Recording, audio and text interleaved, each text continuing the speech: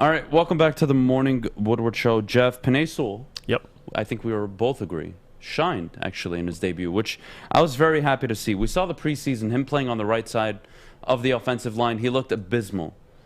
And this young man's career potentially may have been saved by a Taylor Decker injury.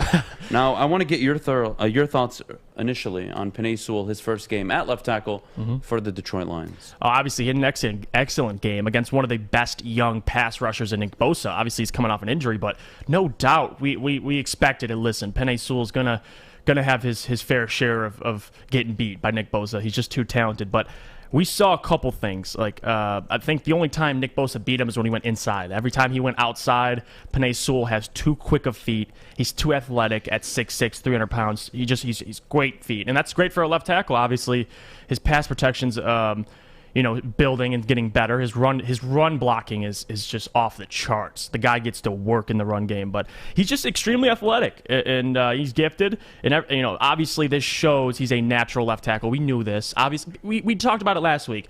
Would we prefer him at right or left tackle? I said, listen, you don't want to move the kid to right tackle before training camp, get him learning a new position after he hasn't played his whole junior year in college, and then to move him back to the left and say, all right, you're playing left for a couple games, and then we're going to move you back to the right. I just didn't see how that would have had success, but he played well. And it didn't surprise me, but it makes me glad and happy to see it because a lot of people gave him flack in the preseason for underperforming. But listen, man, when it's showtime, he gets to work.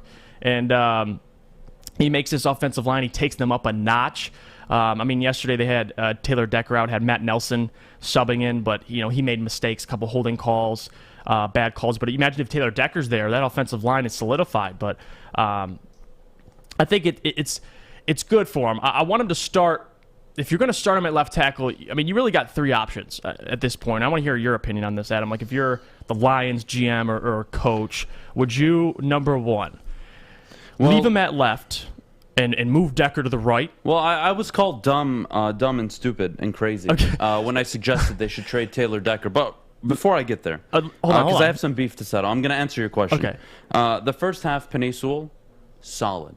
I don't want to say he shut down Nick Bosa, but he made him work for it. Second half, Bosa stepped up, got a sack on Sewell, but I could care less. You're talking a young rookie tackle in his first game going against one of the best edge rushers, and he does that? My goodness, how incompetent we have to be.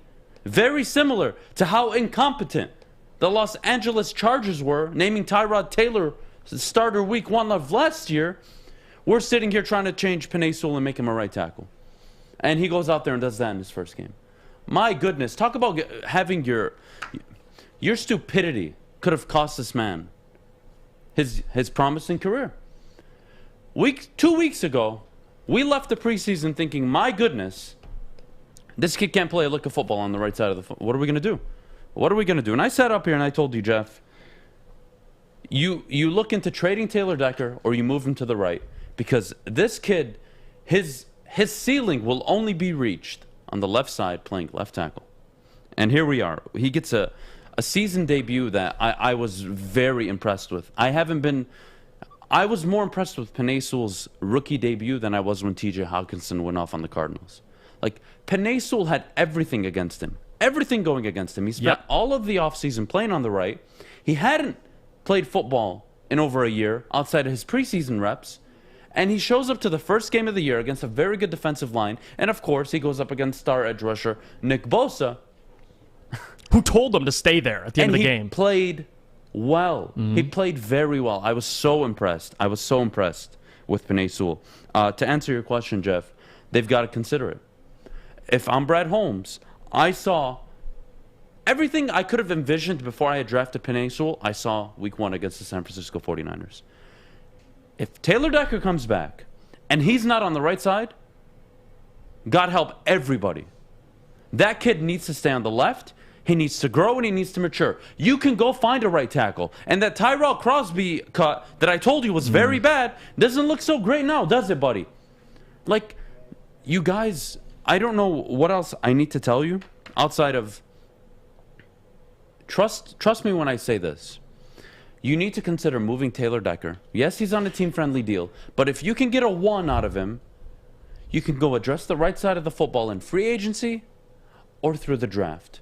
It's not that hard. It's not difficult. And if you have a Brad Holmes as your GM who's a very good talent evaluator, well, then you should be more than confident if I load him up with first-round picks that he's going to make a right decision and make a move on a good right tackle.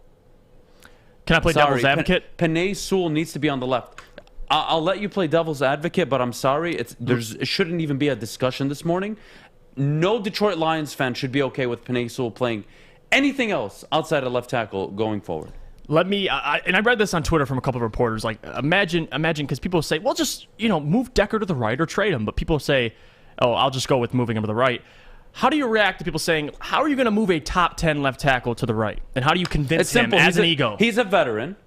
All right, and the best thing for the football team, which you put your ego aside for, is, hey, Taylor, you got to play on the right. And, hey, if you're not open to it and you want to go play for a contender, I'm going to ship you out of here and I'll get a first-round pick for you. It's that simple. You cannot afford to go back-to-back drafts with Jeff Okudah and Penei Sewell being busts. You can't. No team in the NFL can overcome that. No team in the NFL can. So I'm sorry. I'm sorry. Penei Sewell needs to stay on the left. He showed you everything he can be. And I have to say, I was not expecting that. I wasn't expecting him to look that good against against Nick Bosa. I just wasn't. And when you see him look that good, why change it? Let the kid develop. Let him grow in the left tackle position. And you move on from there. Like, how fortunate. And every team needs this kind of fortune. We saw it with the Chargers last year. Tyrod Taylor, I believe that rib injection. And it caused him to miss the whole season, I believe. There were a punctured lung. In comes Justin Herbert. Who would have thought? Drew Bledsoe doesn't run out on the sideline, takes the hit. In comes Tom Brady. The rest is history. Like, you kind of have this moment with Penei Sewell right now. Not to say he's gonna blossom and become, the next Jonathan Ogden. But you know what? You're giving him the best chance to become that with him staying on the left-hand side. So we gotta go to break. But before we go.